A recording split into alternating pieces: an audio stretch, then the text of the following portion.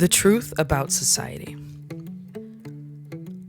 I want to examine the real identity of society through the lens of Wes Anderson's Fantastic Mr. Fox, and how that can relate to Americans today. Fantastic Mr. Fox isn't just a quirky movie about a fox with zest for thievery. It also speaks philosophically to the complacency of modern human beings and the eradication of nature through urban infrastructure and societal expectations.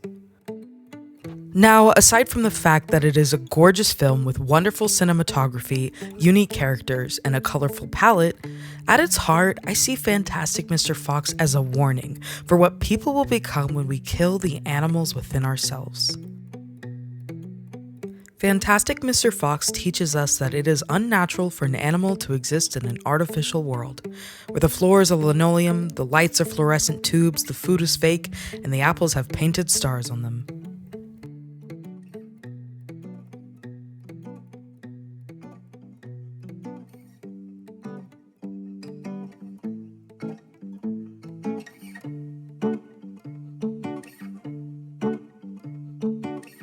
For those who haven't seen it, Fantastic Mr. Fox follows the tale of Mr. Fox, a 7 non-Fox-year-old father and husband entering his midlife crisis, destined to make something of his life and yearning to connect with the wild animal inside of him. He dresses like a human. He reads a newspaper. He lives in a little house in a hole. The social system that these animals live in is very human. The beaver is a lawyer, the weasel is a real estate agent, and all these animals play a role in their little lives mimicking human existence, all while the fox runs amok and commits heists, stealing from local farmers. What ends up happening is these animals fight the real human beings, and in doing so, they lose their ecosystem and are forced to live in sewers near the end of the movie. What Fantastic Fox teaches us through the use of Bogus, Bunce, and Bean, the villains of the story, they represent big business and urban infrastructure. The story teaches us to maintain that connection with our wild animal selves, despite the obstacles.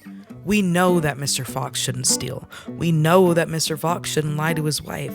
Yet, nevertheless, we root for him through his escapades because the real villain is the farmers, as they tear down the trees and ruin the forest in search of the fox.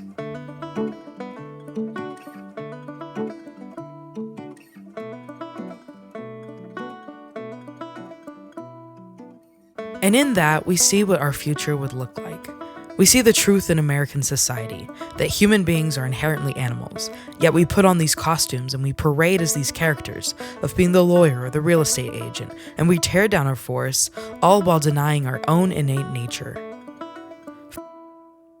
You see, Mr. Fox couldn't avoid his nature, no matter how hard he tried.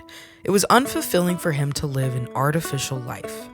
He wanted something more and he couldn't help it. He's a wild animal.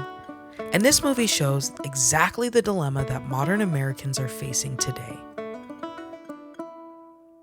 It has never been more apparent to human beings how desperately we need to hold on to our own natural and innate earthly selves. The more high-tech lives we live through biohacking and AI, the desecration of forests and indigenous lands, the loss of cultural identities, and the overall diminishing attunement to nature, these things leave us feeling displaced. It leaves us feeling uncomfortable. Human beings are not meant to live like this. And this is why we're having such a cultural shift. With people being depressed, upset, and angry at their lives, this is because they're not fulfilled naturally. However, much like our friend Fox, we cannot deny our nature. We're wild animals. Wild animals with crazy-sounding Latin names that mean something about our DNA. Wild animals who weren't meant to live in boxes and only see trees in secluded, segregated areas. We weren't meant to eat synthetic food. We weren't meant to experience simulated love.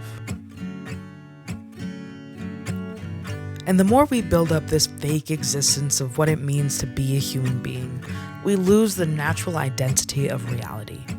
We lose the earthliness of our existence. So what do? Be like Fox. Protect the sanctity of nature and embrace our primordial, non-artificial selves. Rob those farmers for everything they have and pick their stores clean.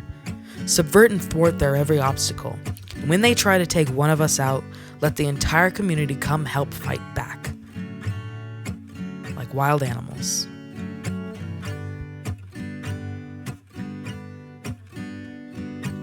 They say all foxes are slightly allergic to linoleum, but it's cool to the paw. Try it.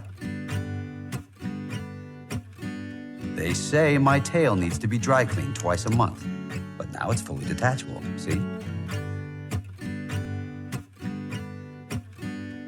They say our tree may never grow back, but one day something will. Yes, these crackles are made of synthetic goose, and these giblets come from artificial squab, and even these apples look fake.